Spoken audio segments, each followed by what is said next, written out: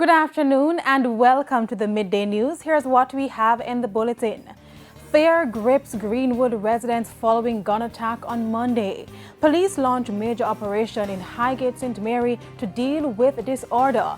And later in sports, Jamaica Scorpions search for replacement for suspended John Campbell. I'm Kalisha Williams and here are the details. Calls this afternoon for resources to be deployed to deal with acts of violence, especially in communities which are populated with mostly returning residents. The call comes on the heels of a murder in one such community in St James yesterday. Ocho Masters reports. Fear is now gripping residents of Greenwood St James. It follows the gruesome shooting of 3 people, one fatally in the community Monday afternoon. It's understood that the 3 were at home sometime after 4 p.m. when the hoodlum struck. Councillor for the Rose Hall Division, Anthony Murray, says the flare-up of violence in the area, especially in Greenwood and the Long Bay areas, are cause for concern. He's now calling on the authorities to do whatever they can to rid the community of the violence. Long Bay and Greenwood are areas that you'd have considered to be peaceful communities. Persons go around their lawful business every day without any challenge of crime and violence. Persons would be able to move in and out freely. And to see now persons are now on the edge, persons are fearful because of what is happening in space. It's really a concern to me as a local representative. And that's why I'm making this appeal this morning to the police force in the area to do the necessary investigation, intelligence to see what they can do to quell this situation in the area as we speak. And like previous calls from the police and other stakeholders of society, Mr. Murray is calling for greater scrutiny amongst those who rent their properties. Please make sure that they get the necessary background checks done, criminal records done, and verify the persons that they're inviting into their homes and into the community. Because we are seeing where some of these persons are coming into the community and creating problems here. So persons, I know it's a means of income for persons, but also I'm asking that the due diligence is carried out so that they are carrying persons of high character and high quality into this quality community. He says this is of utmost importance as the Greenwood community is mostly made up of returning residents. Crime has become a concern for most Jamaicans, whether here or abroad. And so persons living here want to live in a safe and secure environment. And so if an area is becoming insecure, I am of the opinion that persons will want to leave or not actually find residence in an area such as that. And that's a concern for me, especially in the Greenwood area. Ocho Masters, TVJ News. Amidst recent attacks against homeless people, Mayor of Spanish Town Norman Scott is ramping up measures to end homelessness in St. Catherine. It comes as work gets underway to open a homeless shelter in the parish capital by November. More in this report. A homeless man in Kingston being set ablaze after he was doused with gasoline was a stark reminder of the gruesome attacks against homeless people in the island in recent times. It's why Spanish Town Mayor Norman Scott is intensifying strategies to protect the homeless in the municipality. We see what is happening in other places. For example, homeless persons are being killed. And of course, we see the government want to increase the homeless numbers. And so we are trying to do whatever is best in our powers to reduce the numbers because it doesn't look well. Show me a country that cares and show me a country that takes care of its homeless people. It comes as the homeless population in Spanish Town and the island at large continues to grow since the COVID-19 pandemic. Now, thanks to Good Samaritans at the Spanish Town Anglican Church, come next month, this building will be transformed into a homeless shelter. It is a 6-bedroom house, and when it is completed, we expect to house about 12 homeless persons. So the way we intend to do it is to put 2 beds per room, and you could house 2 persons per room. That aside, Mr. Scott used the opportunity to again chide the government for demolishing structures in Clifton, Bernard Lodge, St. Catherine, a move he described as a barrier in tackling homelessness in the island. The wanton, egregious act that was committed on Thursday by none other than an agency, the government of Jamaica, must be condemned from all walks of life. We are here trying to fight homelessness, and the government intends to make more people homeless. Mr. Scott was speaking at a function in St. Catherine on Monday during the island's observation of World Homeless Day. Several motorists had their license plates removed during a police operation in Highgate, St. Mary this morning. The police swooped down on the town as part of an ongoing effort to restore order. As Sandy Williams reports, the police's attention was not limited to unruly motorists. A police operation in full swing in Highgate, St. Mary. It's part of an ongoing effort to restore law and order in the town. Highgate is one of several towns in the parish that have been grappling with congestion. In September, Mayor of Port Maria, Richard Quarry, reiterated calls for something to be done to reduce the chaos in the towns. A month later, the Highgate police have answered the call. The fact that there's not a gazetted or allotted parking area, the presence of the police, and not only the presence, but effective presence, meaning that the taxi men and all these persons who continue to use the road reckless and park anywhere, our presence is here and we will be prosecuting them, because the fact that we don't have enough police to be here permanent, prosecution is going to be the order of the day. Under the operation, several license plates were removed from vehicles found with defects. Many motorists were also asked to provide their vehicle documents for checks. Sub-officer in charge of the Highgate Police Division, Sergeant Christopher Ward, says the initiative is a multi-agency approach. Today we had the motor vehicle examiner examining vehicles for mechanical fault to ensure that those who are commuting or people their vehicle must be in good condition. All right. Yesterday we had the transport authority in full numbers. As the police worked to bring back order in the space, attention was also given to delivery trucks coming into the town. The fact that the space is so commercialized, supermarkets, many trucks for delivery. So we are trying to regulate that the truck situation in putting a designated area for trucks and filtering them in the town. So we send up 3 trucks, the rest is on hold, and we stuff like those. So at the end of the day, it's really the presence of the police that will make the difference here in Highgate. And motorists were not the only subject on the police's radar.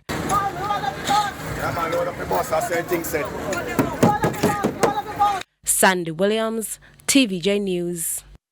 At least one union has stepped up its advocacy and wrote to the Minister of Labour calling for the establishment of a joint industrial council for the security guard industry.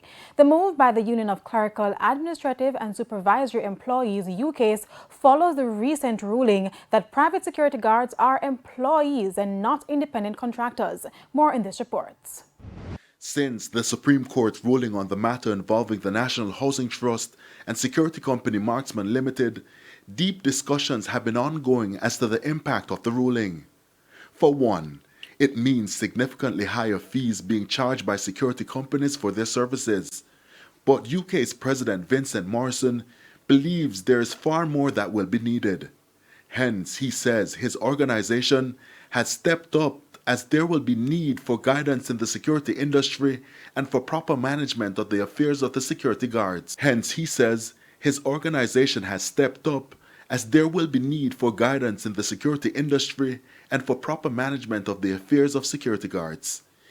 He believes stakeholders should now be brought to the table to discuss the way forward. To deal with all issues, the issues affecting the workers, the issues that the company have, because they have not only the overtime issues they have or not getting payments from government, but there are a number of issues that they have. And we know that it was short-sighted why we don't have a council. And I'm saying that the time is not right.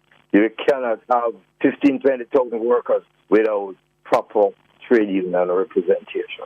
In the meantime, he says his union, UCASE, has been flooded with calls from security guards for them to be unionized. Well, I can speak for all the other unions, but I know we have been having a number of calls from security guards right across the country. Because, let me say, if you don't have this council, what is going to happen is that the workers will now have what I would describe as the unfettered right to join the Union of Their Rights. And it will be a tidier situation going forward. We're talking about anywhere between 15 and 20,000 security guards to have the council, the Joint Industrial Council in place, rather than having 5, 6, 7, 8 units representing this company, that sort of thing. Anthony Lugg, TVJ News.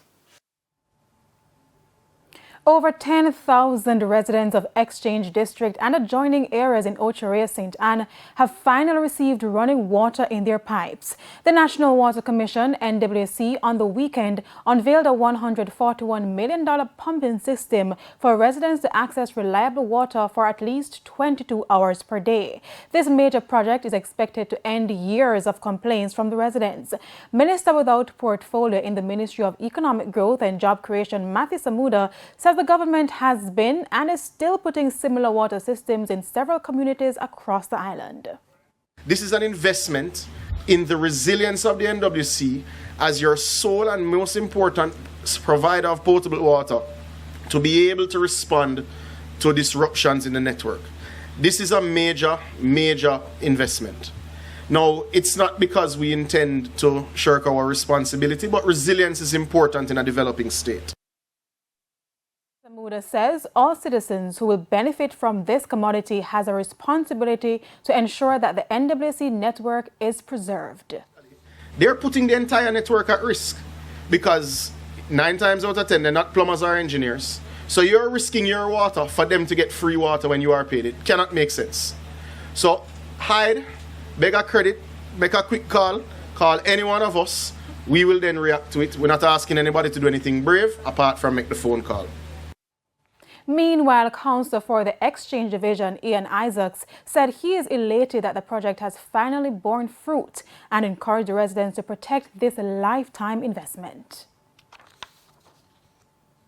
The Early Childhood Commission, ECC, marked an industry achievement on Tuesday as over 300 early childhood institutions were certified.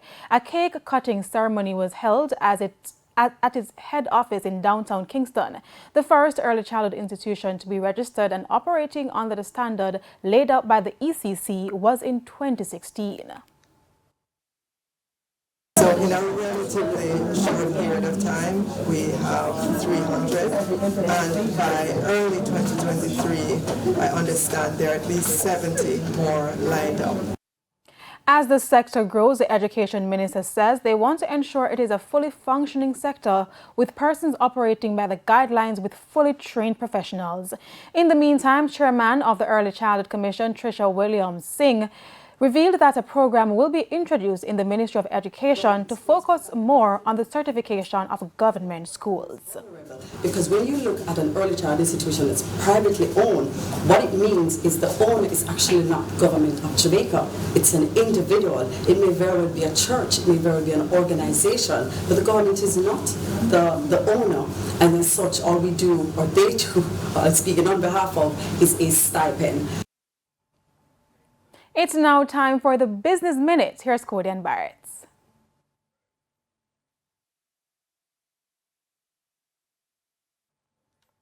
And we do apologize for the absence of the Business Minute. It's now time for the top regional and international stories. In the region, New York City Health Commissioner Dr. Ashwin Vasan is urging the Caribbean community in New York City to get the COVID-19 booster and influenza vaccine. New York City Department of Health and Mental Hygiene says while 80% of all New Yorkers have completed their primary vaccination series, only 40% of people of color, including those in the Caribbean community, have received a booster shot. Within the Latin American community, only 30% have received a booster shot, followed by the Black community with 28%. Dr. Vasan says the Department of Health and Mental Hygiene is especially concerned about inequities seen in addressing both COVID and flu, which he believes are as a result of systemic racism. On the international scene, some abortion providers in Arizona are seeking an uptake in potential patients after the procedure became legal in the state again, at least for now. On Friday, a state law passed in 1901 that bans almost all abortions was put on hold. The law went into effect in September, 3 months after the U.S. Supreme Court overturned Roe v. Wade. And those were the top regional and international stories. I'm Sandy Williams. It's now time for the Business Minute. Here's Cody and Barrett. Local businesses are being encouraged to report security vulnerabilities within their organizations. Head of the Jamaica Cyber Incident Response Team, Godfrey Sterling, says such reports will better help in tackling cyber crimes by keeping the government aware of what is happening in the various sectors and improving how businesses protect clientele's data. While there is no legislation that mandates the disclosure of weaknesses in cyber defense or cybersecurity breaches within companies, Mr. Sterling says his company stands ready to continue to push this dialogue. News in the global economy. The International Monetary Fund, IMF, is downgrading its outlook for the world economy for 2023, citing a long list of threats that include Russia's war against Ukraine, chronic inflation pressures, punishing interest rates, and the lingering consequences of the global pandemic. The 190-country lending agency forecast Tuesday that the global economy would eke out growth of just 2.7% next year, down from the 2.9% it had estimated in July. The IMF left unchanged its forecast for international growth this year, a modest 3.2%, a sharp deceleration from last year's 6% expansion. And that's it for the Business Minute. I'm Cody Anbar. That's the Midday News. I'm Kalisha Williams. Join us at 7 for Primetime News. On behalf of the news, sports, and production teams, good afternoon.